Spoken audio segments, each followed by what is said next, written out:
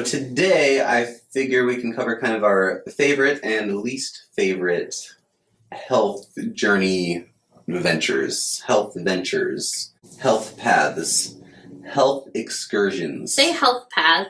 Health path. 10 times fast. Health path. Health path.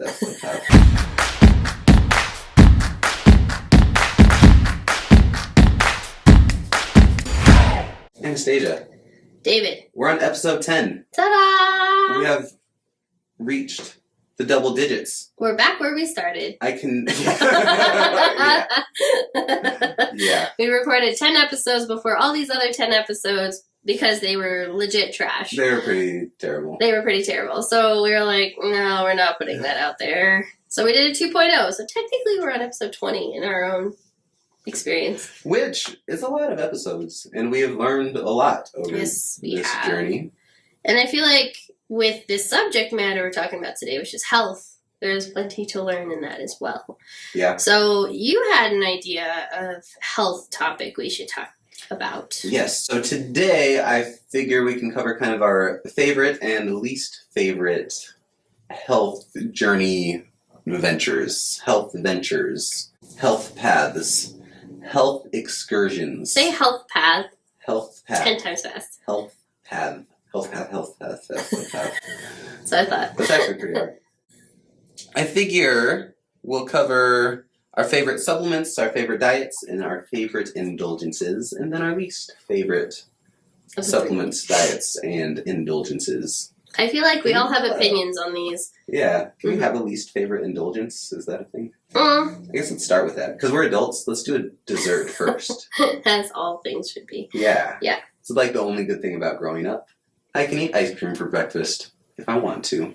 You know, there was a nun out there that literally wrote a book called Having Your Dessert First. Yeah. So if a nun wrote that you should have dessert first, I feel like that's literally divine intervention, saying everybody should have their dessert first. Let's call it that. We'll go with that. Sounds right. Anyway. So what is your favorite indulgence? Like, what do you go to? Either comfort food or... Oh, absolutely. Yeah. Comfort food. Anything that's starchy, cheesy, and sweet, I like. So, pizza with honey on the crust? You know, yes. Yeah. Yes, that is such a Colorado thing for those who are listening, by the way. Bojo's Pizza in Idaho Springs. So good. Absolutely. Oh, the pizza's so I haven't good. had that in a long time. Yeah. Mm. I'm a Chicago pizza guy. Yeah, I like the deep dish. Yeah. I don't understand how people are so like pro New York style. Yeah. And it's just or thin and tiny. flat crust. Like, need that thickness. I love pizza. What else? Do you have any other favorite like go-tos, indulgences, things that you just... Puff cakes. Those are tasty. Yeah, pumpkin muffin cupcakes that my family makes, which I tried to sell, and I did, but then I also became my most favorite customer, so I was like, that needs to stop. So you just make them and then eat? Well, because I would have to make a few batches at a time, right? Yeah. And people were only buying a certain amount of those batches, and so I was just like, well, they're leftovers. Yeah. And you can't let them, literally, you can't let them sit there for like 5 days or else they start getting like stale and stuff. So then I was like, well, so yeah, I was like, I need to stop doing that. This is coming I meant to ask about that and then I just forgot. Yeah, I thought I told you. Anyway, I stopped that before Thanksgiving. Yeah, that's been a while. Yeah, this is cool. So puff cakes, is it all cake or is it just the pumpkin muffin cupcake? Okay. Although the red velvet cheesecake from the Cheesecake Factory is very good. Okay. So Cheesecake Factory is usually a pretty good go-to. For cheesecake. I like the cheesecake. I do like cheesecake. So. Yeah. Okay. How about you? So me, I actually think it is any diet I ever do. It's pizza that puts me over the edge and ruins it for me. What is it about pizza? It doesn't even make sense. Just the smell of it, it's so good. Like, Teenage Mutant Ninja Turtles had it right. Yeah. Yeah. Man. Do you know how that show started, by the way? No On a side note? This is actually one of my favorite case studies. It's just a bunch of college kids. And this would be where my fact checker comes in, because I repeat this all the time. But it was just a bunch of college kids in their dorm room, and they were like, hey, you know what our favorite things are? ninjas and pizza, because pizza's like a critical college staple. Yeah. And they're like, we love ninjas and pizza. Why not make them turtles? And then they did, and they just made a little cartoon, and it just blew up like crazy. Wow. And so that's one of my favorite examples of like just a ridiculous idea that's hilarious and so like true to themselves. Yeah. If you do that, it can really take off. That is true. Because imagine pitching that to your friend. Like, hey, I want to make a cartoon about turtles who are ninjas. They're led by a rat. They live in the sewer and they love pizza. Yeah. He'd be like, you're on crack. Go get a job. And now one of the most iconic things that happens in childhood, for sure. So pizza's your downfall with any diet.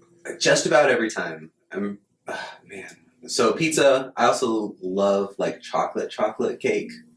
Like the rich chocolate, moist, and just with like layers of chocolate. I don't think we can say moist on the podcast. You can't say moist? No, cannot say moist. Gen Z, can we make that like a compliment? Like, oh, dude, that's moist. Oh my.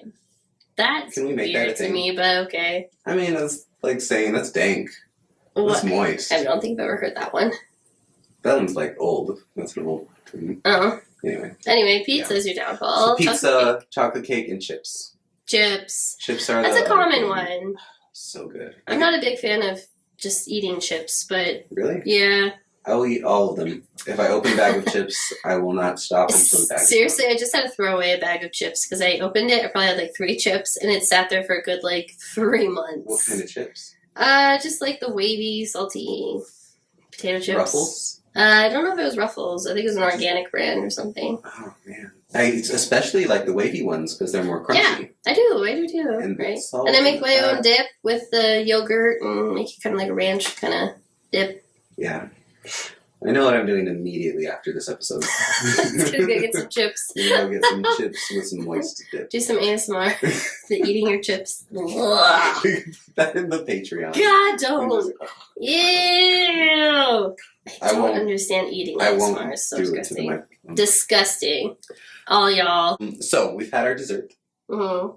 We've talked about the most wonderful things to indulge in. Mm-hmm. So do you have a least favorite indulgence? Like something that you go to and kind of hate yourself for? You know, I'll get something at the grocery store because I'm like craving like brownies or whatever. Okay. I'll get like the pre-made stuff because I don't have to make it at home, right? Yeah. Because I'm being lazy with cravings. And but I'll like, and it'll be like a nice little pack of like brownies, but you know when they're like the pre-made stuff, they're just not that It's good. not like homemade. But yet you still finish it. Yeah. So it's kind of like almost something amazing, Right. but you're just settling for... Totally settling. Yeah. Yes. For That- disappointment and just regrets. I think that would qualify as a bad indulgence. Mm-hmm. Because you're indulging, but you're not even happy about it. Exactly. You? I would actually probably say, I said it was my favorite, but I think it's actually my least favorite, is chips.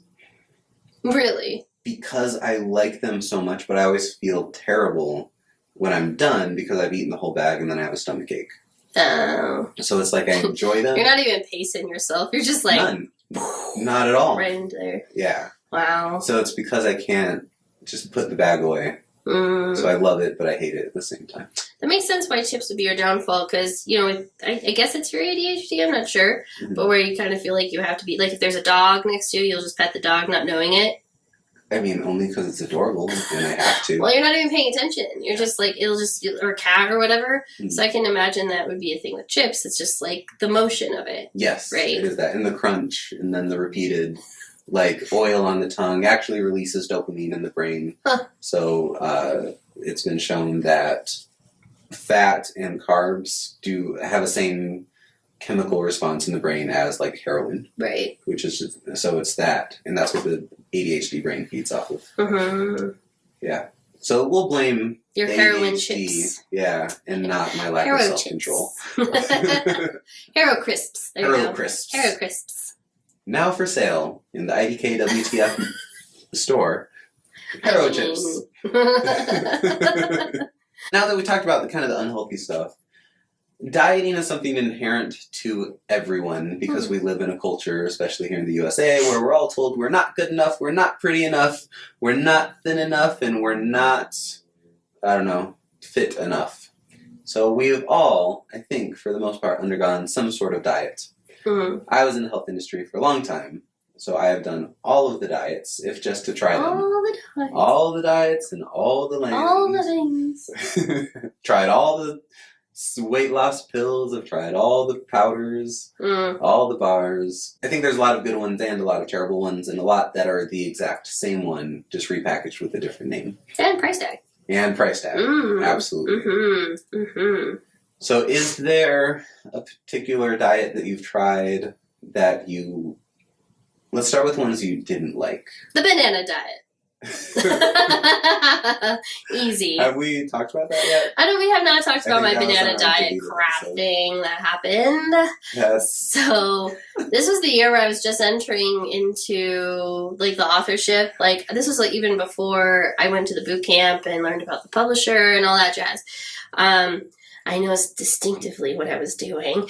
I was doing roofing. I was just finishing that up because I was miserable and hated life. My boyfriend at the time, he was getting into his own health journey, and he had great intentions. Like, there's no malpractice here on purpose, at least. And he found about this girl.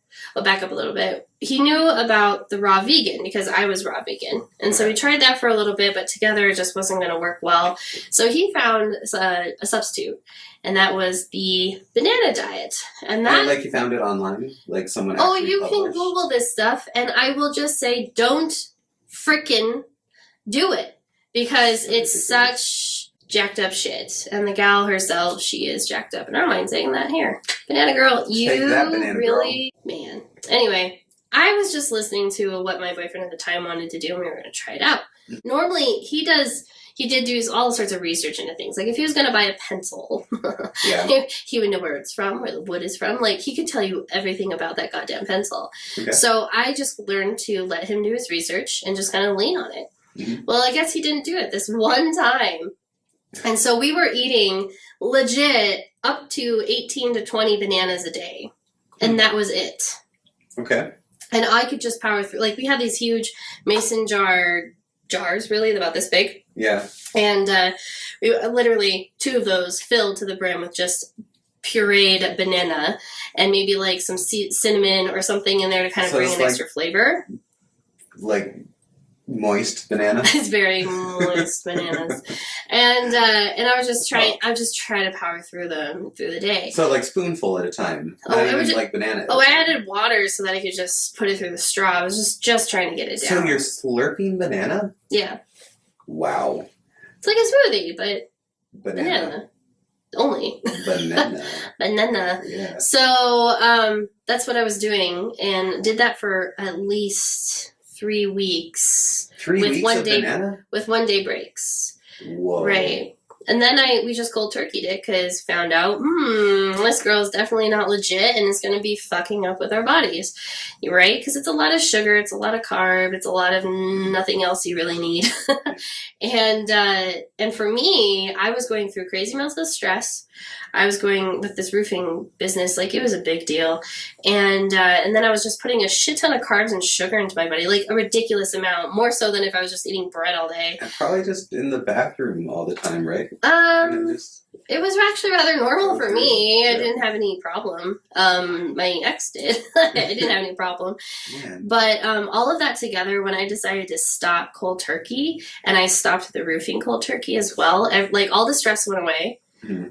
All that sugar went away at once, and it put my body into some sort of weird cocktail where it was just like, what the fuck is going on? Yeah. And I literally gained 50 pounds in 3 months by eating just fruits and vegetables. Yeah. Like, it was so stupid because my body was just like, blah. So that diet was definitely a no-go for me, and it led to about 2 years of just healing from. Yeah, I can see that being totally terrible. Mm-hmm. Because it wasn't just that. It was like I had to go on hypothyroid medication. Yeah. I had to go on all sorts of stuff. And bananas in general, because they're all like clones. So it's not like a unique fruit with a whole lot of vitamins and minerals. It's all clones of... So it's like you're eating the same banana. Yeah. Man. That's really bad. Like, bananas are fine if you have one every few days, right? Yeah. Not 18 to 20 a day, and that's all you're having. How about you? What's your most, least favorite diet or experience? My least favorite diet that I've ever seen ever.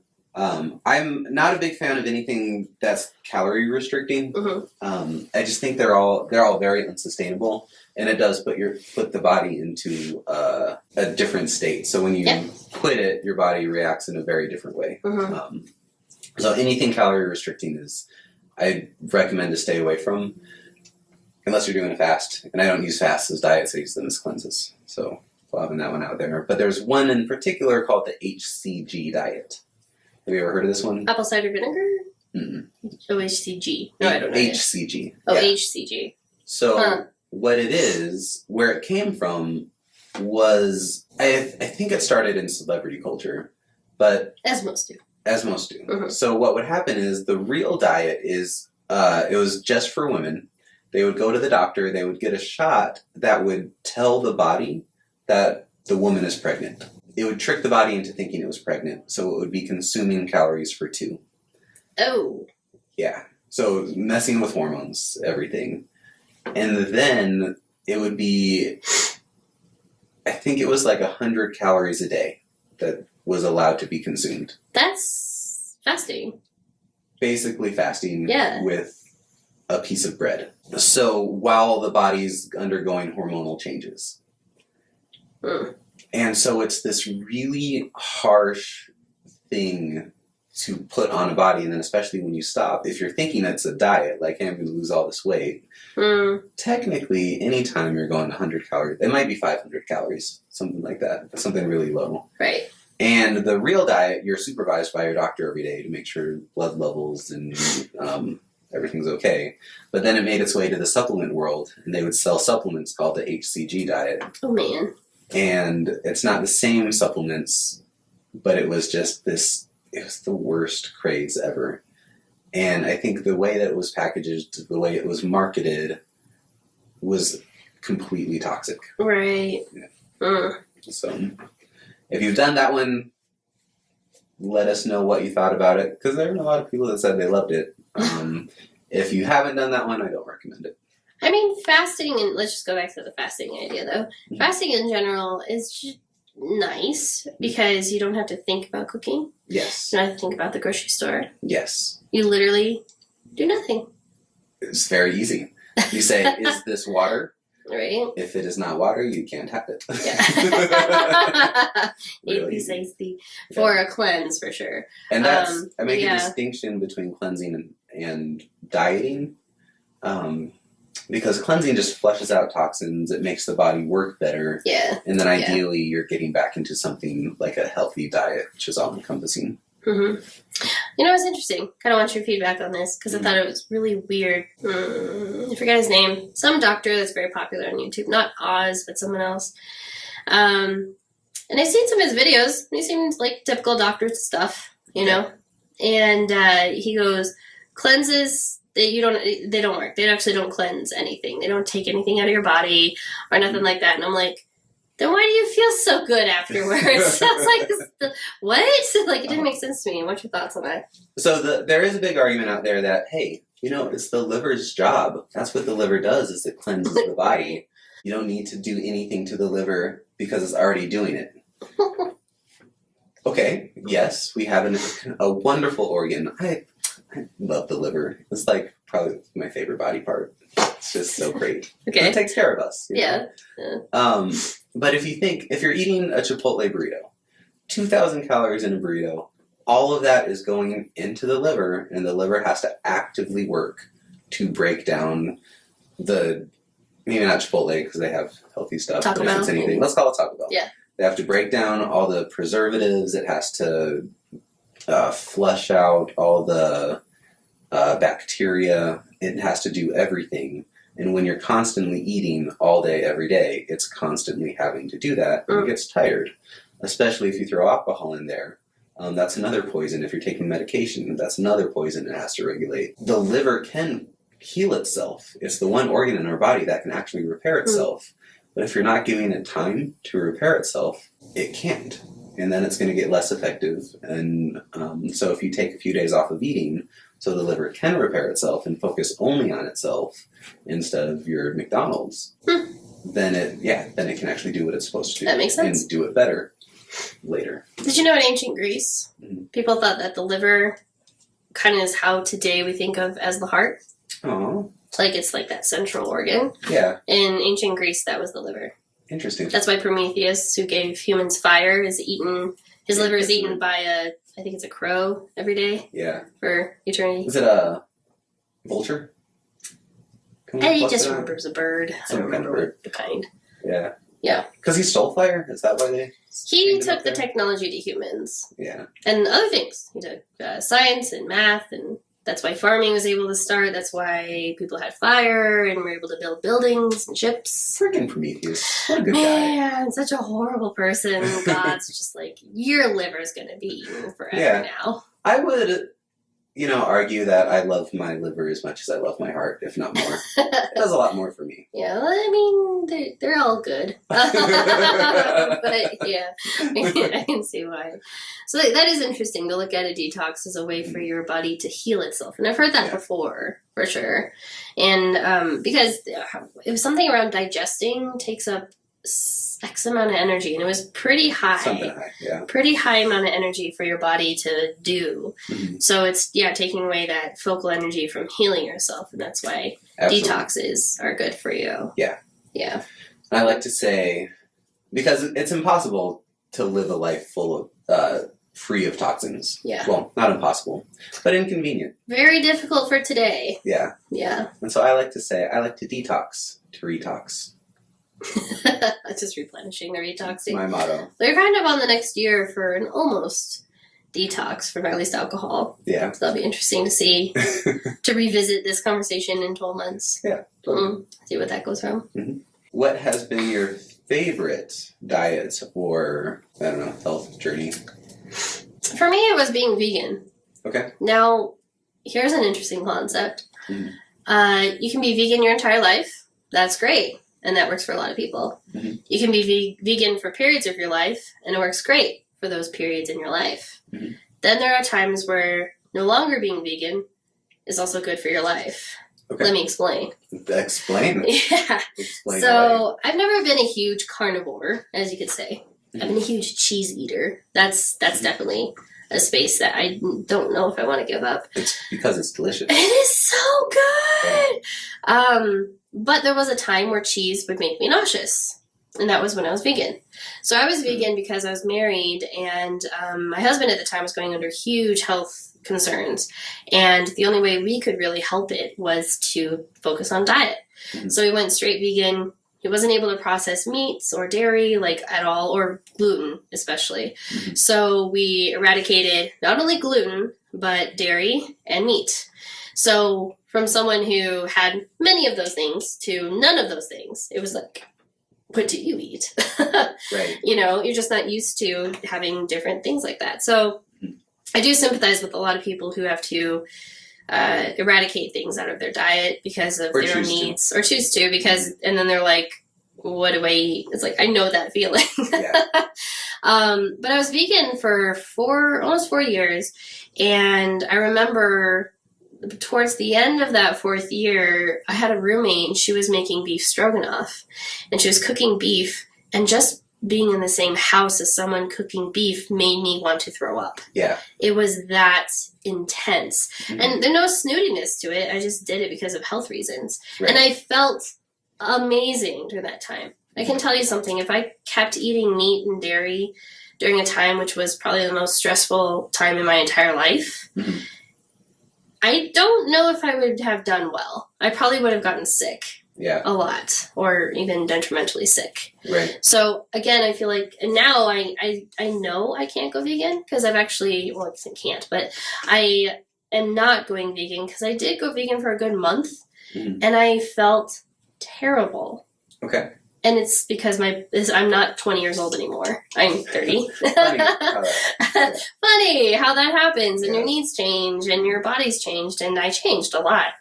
And so I can't be vegan, or I should say my personal journey, I cannot be vegan at this point, mm-hmm. because it literally made me feel terrible. And I don't care if people say, oh, it's because you didn't take long enough with your cleanses and your detoxing. And oh, no, I did. Mhm. I did. Mhm. And there comes a point where you do need to eat certain things in your life Mhm. to go through your journey. But if I can find a way, I still don't eat a lot of meat and I don't eat a lot of dairy today. Pretty minimal in that area. But if I could go back to kind of a vegan feeling at least, I'm all about it. One that I really like, there's one diet out there that I like the concept of. I haven't tried it, but it's getting your DNA tested to see what foods do and don't work for you. Because we do all come from different cultures and different backgrounds and have different indigenous food. Is blood type related to ancestry? That's probably a stupid question, but I don't actually can be, especially if you're O or O negative. It can be hereditary, but even knowing where I come from, like I know seafood is big in my heritage, ethnicity. Let's put it that way. My ancestry. My ancestry, yeah. Seafood because it's all Scottish and coastal French, so it's like seafaring was a thing. So a lot of seafood. I do very well with seafood. Like I cannot get enough of it. Honestly, that's probably all the meat I would eat if I could. What about you? So my favorite is actually the keto diet. And this is a neat I knew one. you were going to say that. I was so against it for so long. Really? Because it really, keto is the same thing as Atkins, and there's going to be people in the comments that are like, it's totally different. But no. Atkins came out early 2000s, late 90s, I think. It is the keto diet, and the heart of the Atkins diet was actually the same thing as keto. It just got kind of media changed to be like, you could just eat bacon. But it's actually, but back then I was like, hey, the body needs carbs to survive. If you're taking out a food group, it's unhealthy. Now that it's 20 years later, 25 to 30 years later after that it's been out there, it's actually been shown to be one of the most sustainable diets. And if you look at it anatomically, I guess, I don't know if that's or biologically, the body actually uses fat and protein more effectively than it uses carbs. That's why we store carbs, because traditionally we would get less of them and we would store it for later energy use. So the heart of the keto is really having good leafy greens, so it's mostly good veggies and fat, and then some protein. So what is your favorite and least favorite supplement? See, this is a weird question for me because I'm like... You take them. You take supplements. Right, but I think that's a weird question because some people don't take supplements at all or never have. And so I'm like, that's just not as common as you would think. I disagree. I think more people take supplements than... Based off of your retail supplement store experience? I might have a little bit of confirmation bias. But whenever I go over to anyone's house or I hang out with people, and granted, it might be the people I hang out with too, but I'm going to say our listeners are primarily supplement users. Aren't you guys? There you go. I have a cocktail of supplements I like, actually, because individually, you know. Yeah. I got it from 4 Hour Body with Tim Ferriss, actually. Yeah. Now, I kind of had to change some things because of availability to some, like, powdered supplements. But it's basically garlic extract. Okay. It's recording. Yeah. It's garlic extract. I forget which acid goes in there. One of those amino acids. Yeah. An amino acid of some kind, green tea extract, and then a couple other things. But it's all in my kitchen. Oh, Moringa oleifera. That is Moringa oleifera. Tell me about that. It basically, now it's primarily used in Africa for women who need to do breastfeeding because it's just they're not getting enough food and calorie content in order to produce. So, but really all it's about is duplicating cells. Okay. So I take that as well. And then I'll take a pyrogenine or a arginine complexer.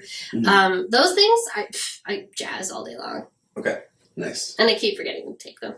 That's but also what happens. Right, there's that. Do you have a least favorite supplement that you can think of? L-arginine powder by itself. Because it tastes terrible? Oh, horrible. Especially when bad. Mixed with Swedish fish. Is an inside joke there. So arginine is actually my favorite supplement by a lot. Yeah, it's great. Just blood flow is everything. So really anything that opens up vasodilation is like my favorite thing. And so yeah, I've got a bulk arginine powder. It tastes so bad. So does actually caffeine on its own. It's like straight caffeine is terrible. That's why it's in sugary drinks. Always, yeah. Do you have like a least favorite effect supplement? Niacin. Niacin I don't do so well with because it literally just makes me break out everywhere. Yeah. Literally, I just like turn red all over my body. It's called niacin. And I don't think I need it. Like, I think I have enough. Like, I don't think I need more. So, yeah, I remember taking that once because my ex at the time, he was like, yeah, this makes you, like, get your blood moving. It makes you feel ready in the morning. And I was like, all right. Took it. And I was like, bright red, I bet. I was just like, too much blood flow. Too much blood flow.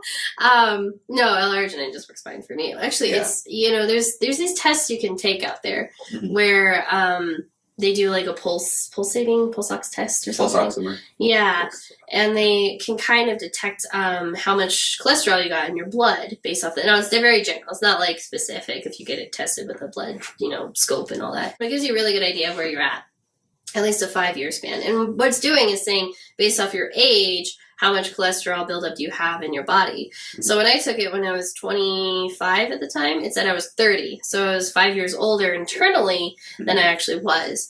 My mother, when she took it, she was 55 at the time, and it said she was 85.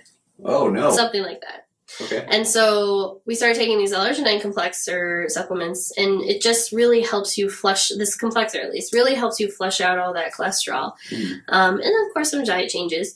But, yeah, over the course of 10 years, she's been taking it, and I've been taking it on and off. I dropped down to my own age. My mom dropped down below her age. Nice. So now she's younger internally than she is externally. All right, that's super cool. So I'm a big fan of L-arginine for that. Yeah. So for me, so my favorite one, arginine, I really like anything kind of stimulant-based. And so a lot of, like, the fat burners out there, they're like, this is for fat burning. Really, it's just a type of caffeine. Right. They're not great to take long-term because there's something called, like, synthetic caffeine is caffeine anhydrous, which is not the same physiological effect as a cup of coffee. So it's a lot harsher on the body. But I like how it feels more, especially when you mix it with arginine. Because caffeine is vasoconstrictor, arginine is the vasodilator. So it's they kind of balance each other out in that way. And so it gives more focus, more energy, more concentration, that kind of stuff. Right. And then also, I've given up multivitamins to go for greens powders. Nice. So I just feel like a good organic green powder my body responds so great. Like you were saying, well, when you detox for a while, like you feel awesome. For me, that's the same kind of thing. It's like, hey, you get all these concentrated greens and the body's just like, vitamins, minerals. Exactly. Excitement, healthy. Yeah. So Yeah. I remember watching something out there. It might have been one of the plant-based documentaries out there. I can't remember which one. It's been a while. There was one guy who was actually a full-on PhD, MD physician, and instead of prescribing medications, he had his practice out of his house. I think he was like in LA, where that's allowed. And he would practice out of his house, but he wouldn't prescribe medications anymore. He would only prescribe vitamins and minerals. Okay. So I've heard of this. So he will legit just prescribe people like ridiculous amounts of like vitamin C and all that other stuff. And it was amazing what could happen with that, right? It's just enhancing natural resources in a very natural way for your body to digest. Doing what it needs to do. I'm not a fan of anything synthetic. Right. Even though I'm sure half the cheese I've eaten has been synthetic. Yeah. I swear. Probably. Like all the Little Caesars pizzas in the past probably were synthetic cheese. But they're so good though. Oh. And they're $5 and they're ready when you walk in. See, that's the thing about going vegan. Back to that for a second. Even before then, I wasn't eating fast food. And when I went vegan, just being in the same room with someone's cooking beef, it just enhanced this, like, I can't do it. I still can't do it. Yeah. Like, I can't. It's so hard for me to go to Subway and be like, I think I'll take a salad because I can't handle taking, okay, that bread probably is fake or that bologna is probably fake. Like I just, it's so fast food oriented. I just can't do it. That's fair. That's good. It's a good thing to dislike. I think that's the only reason why I'm not 500 pounds. Because I don't eat McDonald's and all that stuff. Fast food is my weakness, and you criticize me every time. I don't criticize you. I'm just like, you feel so much better. Oh, I know. You know. I know how great I feel when I don't eat it. Yeah. But I also know how good it tastes on my mouth. Yeah.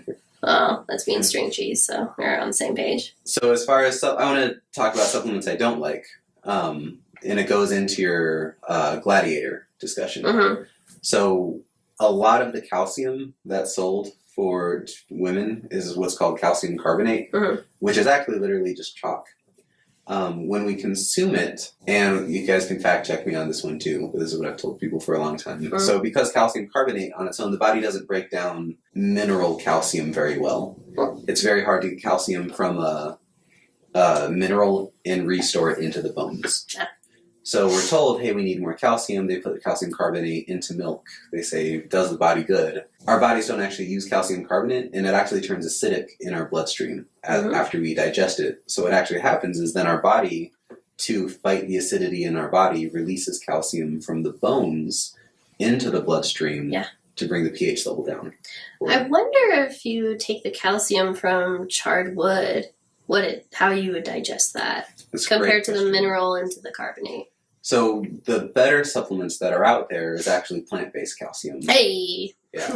There you go. That's the one the body uses, and that's the key. You want to make sure it has strontium, vitamin D, and magnesium all mixed together.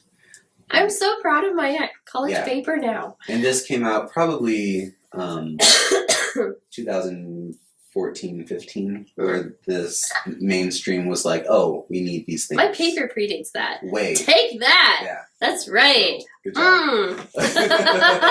Forensic anthropology for you. So calcium carbonate by far is my least favorite supplement that people take all the time. Yeah. And it's nothing but destructive to the body. Yeah.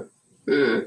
When in all reality, like, I get why people say calcium, because you do need calcium, especially for, like, your heart and stuff like that. But in all reality, calcium has importance. Strontium has more importance in my mind, at least, with so many other elements, because it's not just making your bones stronger, it's making a lot of other tissues in your body stronger too. Absolutely. And so it's like, instead of calcium to help you, grow those things faster, why don't you take the things so that it lasts longer? Just saying. Yeah. So be more of a gladiator and not a medieval knight. So the gladiator diet. The gladiator diet, which is basically a Mediterranean diet just with less meat. Okay. And more ash. There you go. Well, what was the number one thing you are taking away from this conversation today? The number one thing that I am taking away is I'm going to go eat a bag of chips. Oh dear. And that... It's a problem talking about food and then you're like, ooh. But honestly, kind of one thing is that no matter what we like or don't like, or kind of whatever our health journeys are, is we're all on some journey. Yeah. And it's good to learn more about it. Mm-hmm. So, what about yourself? What I'm taking away from this conversation is, we even say we have some answers. I feel like our answers are better than what's being marketed to you. But I also, mainstream. But I also think my big takeaway is, again, to reinforce the idea that even when it comes to health, nutrition, and so on, it's still a I don't know what the fuck I'm doing kind of thing. Yeah. Right? The experts still don't know answers. And body's so complex. Coming from the nutrition industry, the supplement industry specifically, like 90% of everything on any bottle is straight marketing. Oh, absolutely. It's pseudoscience, it's half-truths, and it's marketing, which is the biggest issue with that whole industry because they're just making money. Yeah. So even the experts that tell you, hey, this is the thing, they're actually just being led by a lot of pseudoscience and not actual fact. Yeah. One thing that I am getting back into, because for my depressive point there, I wasn't. I was like, no, I'm just going to eat Caesar's pizza or whatever, that's out there. And instead of doing what I usually do, which is purchasing produce more than I purchase anything that's frozen or packaged. It's also better on the environment, by the way. Because I remember I was like 22, this is in the middle of my vegan, era, and I move into my friend who's cooking the beef stroganoff. We go to Sprouts together, and I'm just buying produce, like fresh ingredients everywhere. Yeah. And she buys, some packaged things and this and that. And not much meat at all. Like, not much at all, okay? We get to the cash register, and her bill was like $80 for a week.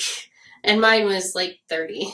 Right. And I had more food on that table than she did. Yeah. And so kind of looking at things and priorities and knowing natural is probably better than not. I'll give one more thing that I like about trying different diets. It's not about the diet, but what I've learned through the diets is different things, like either different ways to cook stuff or foods that I would never try on my own because it's within this diet construct that, like, I have to figure out how to cook it. Yeah. And then I find out I like it or I learn how to make it. Right. So that's the thing. Yeah. And you get, like, boxes of foods at your door sometimes for meal prepping. The every plates. Those are super helpful because they just show up. And delicious. Pretty tasty. I was like, wow, these are really good. And it's actually a box mostly full of veggies. Exactly. Which is cool. So thanks for tuning in on the I Don't Know What the Fuck I'm Doing podcast. To our historic 10th episode. And if you want to find more about us, join our community, follow us on social media, or go to beacons.ai/IDKWTF Check out all of our super cool links. Yeah. Also, we are sending out a monthly newsletter, not weekly or daily, all those emails you get, blah. In this monthly newsletter, you just get like a list of all of the episodes that have come out, links to those if you wish to watch, and of course, any prizes we're giving out, how you can enter to win, because last time we were giving out like trips to Mexico and Oculus and virtual reality stuff, and who knows, maybe it's a PS5 next time or whatever it is. So it might be. David's like, never, but hey, you never know. Yeah. So if you want to do that, you can just go to our beacons.ai/IDKWTF POD, and you can just enter your email there. Thanks everyone for tuning in, and remember that you, whoever you are my favorite person.